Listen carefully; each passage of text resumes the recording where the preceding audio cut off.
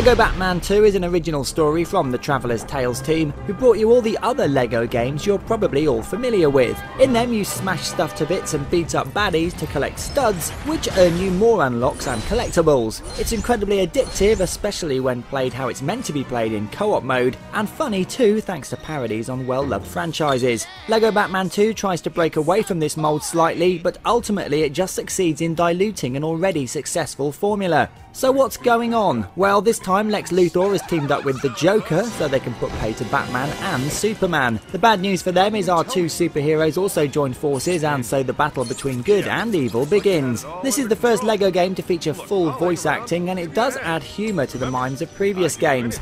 There are genuinely funny moments here as the story is told, and it's a more linear story to boot. Instead of moving to different levels from a central hub, you now venture out of the Batcave into Gotham City and Metropolis in a sort of LEGO Arkham City type game, where you can choose to either play the next story mission or go exploring looking for bricks, villains and other missions and challenges to keep you busy. It sounds like fun, but if you've played any other free roaming games such as Saints Row or GTA, you won't like the handling of the cars. They get stuck often, and if your Batmobile flips, you can't get back into it and have to settle for an inferior car instead. There is more variety this time around, but it's simply not needed. Sections where you have to shoot things on rails just aren't as much fun as getting a superhero rating for collecting all the studs, or finding secrets in levels and swapping suits to use powers such as acrobat ability, an electric suit and a sonic gun to get by. Superman has loads of powers though. He can fly, freeze stuff with his breath, break things with laser beams, and is indestructible. There will definitely be fights over who plays him in 2-player,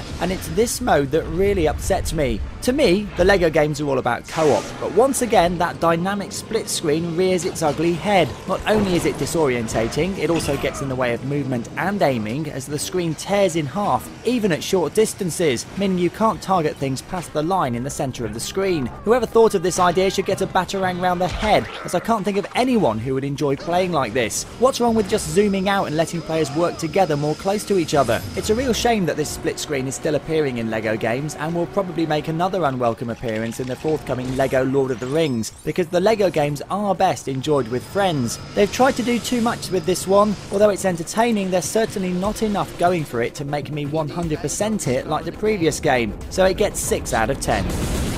You've been watching a review from Games Weasel. If you want to get the show each week, which includes video game reviews, news, previews, competitions and special features, then head over to GamesWeasel.com for our video podcast, Games Weasel TV. GamesWeasel.com